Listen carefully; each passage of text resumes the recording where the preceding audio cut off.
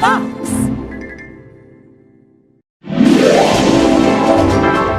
Alice's Adventures in Wonderland, Chapter 3, The Pool of Tears.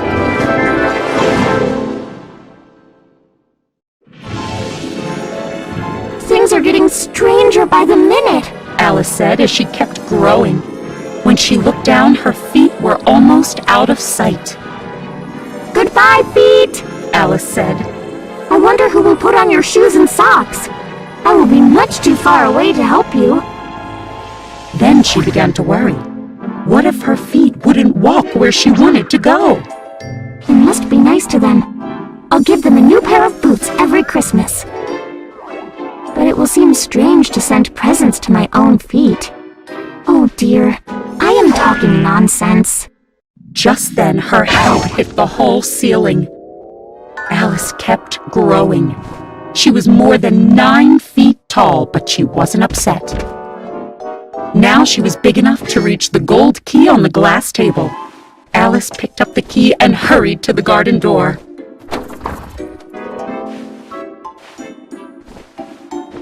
Poor Alice. She was so big.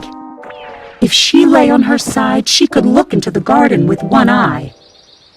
As for getting into the garden, that was harder than ever. Alice started to cry again. She tried scolding herself, but that only made her cry harder. Alice cried buckets of tears. A large pool formed around her, 4 inches deep and spreading halfway down the hall. After a while, Alice heard footsteps in the distance.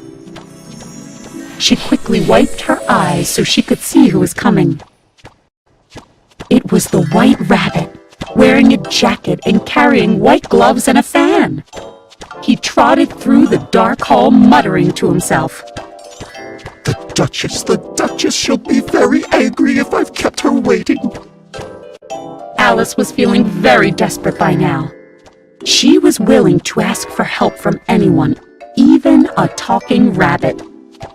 She waited until the White Rabbit was nearby before speaking in a quiet, timid voice. Please, sir. Startled, the White Rabbit dropped his gloves and fan.